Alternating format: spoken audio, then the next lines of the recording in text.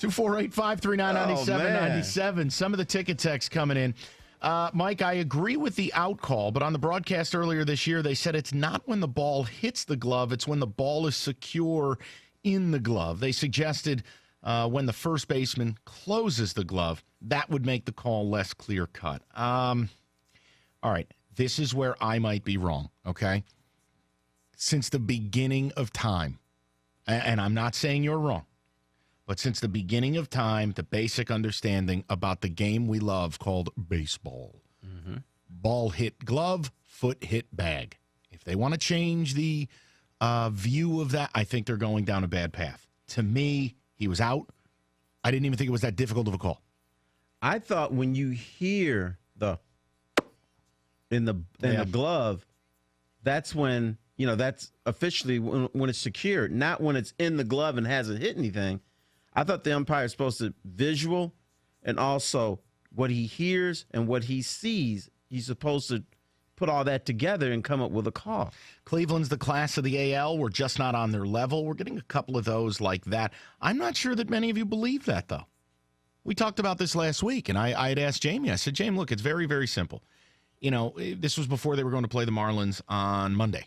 And I said, well, Jamie, look, if you think the team can get to 90, then you're in go-for-it mode. You just keep rolling. But if you don't think they can get to 90 wins, or you don't think, I think at the time they were 6.5 out of first.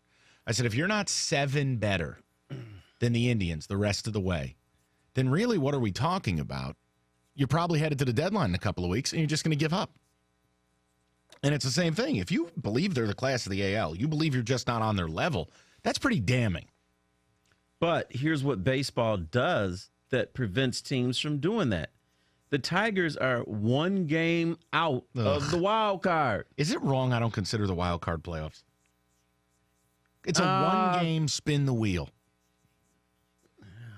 It's okay if you say, I know. And it's okay. That's a tough one because, if you spin the wheel and you spin it right, then you regular folks, right? You like everybody else. You can win it all. So that's a tough question. If I'm a baseball executive, but you have to understand, you got to placate to your players, your manager, to the fans, your owner. I'm an owner now, and I'm thinking, okay, guys, we can get into the playoffs. I know it's 1 game, but you know what? We have to do everything we can to get in there and win that damn game. I know it's a coin flip, but if you win the coin flip, you won a 4. A lot of people writing in, and the general gist is the following. This is Tim in Brighton, and I don't know if this is the case. Just saying flat out, we know what FSD's postgame is. We simply turn it off. We don't bother anymore. Tim in Brighton with the general sentiment. I'll save reading 6 or 7 of them. Doesn't Cleveland remind you of the Royals? Great pitching, great defense, solid lineup that gets timely hits. It's a formula that works. Yeah, Mike, it's inverted a little bit because their starters are great. Their pen isn't.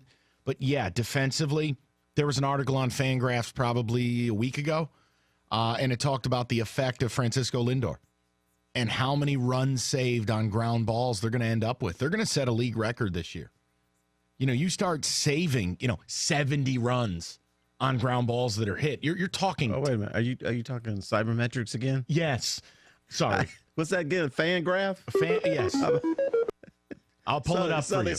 So they get it punching up for me one day so I could go over there, see what's shaking. I can't wait to see Terry looking at those charts. How long before that piece of paper gets crumpled up? Terry's making a paper airplane by the 4th paragraph. What's bloop? I don't know all this stuff here. You young fellas, explain it to me. A lot of people saying they just don't watch the post game. Couple people with this, and it's interesting. Sorry, Ausmus is more to blame than Rondon. Why doesn't he go with Green in the 7th of a tie game against a team you haven't beaten? That's ridiculous. I love how Monroe said he's been good all year, so he'll give him a mulligan. Craig, Rondon pitched in his 8th inning of the year last night. 8th. Hey, that's from Mike. I'm not going to come out and just fault Ausmus for that because you've got to move your arms around. Rondon has been good. He deserved to be in that spot. But damn, I wish he hadn't thrown that pitch. That's the key to all of it. But, look, that's maybe what people want. I think the bigger issue in all of it, and I don't want to get totally sidetracked on the Craig Monroe comments, The bigger issue is you're 0-10 against Cleveland.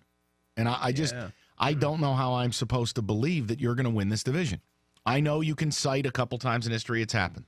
That's not what I'm doing. I'm talking about this team here and now. Daniel Norris just now placed 15-day DL with the oblique strain. That's a bad injury for a pitcher.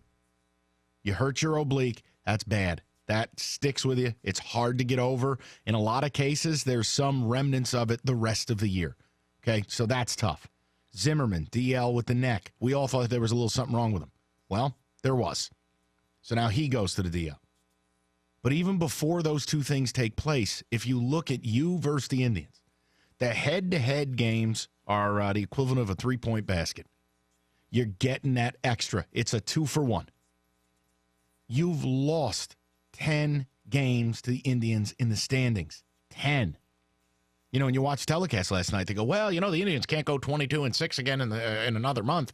That's not the point. I think it was Mario who said it. They don't have to go 22-6. You do. Because all the Indians really need to do is just go 500. Keep beating your ass. Right. If the Indians go 500 the rest of the year, how many games do they win? You know, what's the total? You do the math on it. Yeah, they're at the midway mark right now. They're at 82, or right around there, just a little game above. I mean, it's just one of those things where I don't. You got to do the basic math on it, and it's like no one approaches it that way. I don't know what you the fans think. They have whoa. They got 80 games. Right. 80 games. If they go 500, that means they win 90 games. There's your magic number right there. Okay, so now what do you got to do to get to 90? Presumably 90 wins will win a division at 90-72. What do the Tigers have to do? Take your time with it. The point is you're not going to like the math behind it. Now, the issue is, and this is where I'd love to hear from the people, 248-539-9797. You could make a case, I wouldn't make it, but you can, that the Tigers can play that type of baseball because they're 44-29 against everybody else. The fact that you're 0-10 against Cleveland and you're still only 6.5, 7.5, whatever the hell it is, out of first place is suggestive that, well, we are that good.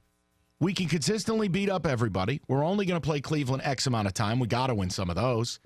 And that it's not nearly as bad as it seems. That's where I think the other side of the argument is. I personally look at it and go, all right, look, if I'm trying to win this division, because I've already given you my thoughts on the wild card, I don't know how you make the case you're capable when you're 0-10. And oh, by the way, probably headed to 0-11 tonight. Because Anibal Sanchez, forget about it. I mean, if he wins tonight, you're pulling a rabbit out of the hat, especially against Carlos Carrasco. So, yeah, you're looking at 0-11 probably. I don't know how I can make a case for this team winning this division. Because Terry will do that math for you and show you what you need to do to get you to 90. Yes, Sully? They'd have to go 46-33 the rest of the remainder way. 79 games to get to 90 wins exactly. Yep. Now, here's the argument. 46-33 is the number you just gave me, correct? All right, 13 games over 500 the rest of the way. After going 44-29 against everybody not named the Indians. Can they pull that off with the Indians on the schedule? Yeah, but you have to assume the Indians who are getting healthier are just going to play 500 ball. Exactly. Now, let's say the Indians, the rest of the year, have some fun with me for a second. If the Indians go 500, how about 5 over 500 the rest of the year? Just 5 games over 500. What do they total out at? Does that get them to 95 wins? That gets them to 95. Okay. Now the Tigers to get to 95. And oh, by the way, you won't win a head up because, well, you can't beat this team. For them to get to 95, Sully, what is the math now? They'd have to go 51-29? 28. 51-28. If the Tribe go 5 over, you got to go 51-28 the rest of the way. I mean, I don't see it. I think this team will go through 5, 7, 8 game stretches where they look really, really good because they're playing lousy teams. And with a $200 million payroll, you should. But the fact is, at this point in the season, they are 6-24 against good teams. Well, here's the other thing you have to look at. Let's say they do all that and they wiggle back into the race. Right. The next to last series is against the Indians. Right. 4 games at home. But at Comerica. before you go on the road against the Braves. So you're going to have to play. Oh, actually, you play them twice more. Oh, great. Three at Cleveland and then 4 at home. Now you wiggle back in there, and they still have your number and continue to spank you. Then you're done again. Yeah, you get into a position where basically you got to go 6-1 in a 7-game stretch to get yourself where you got to go. You don't want to be in that spot.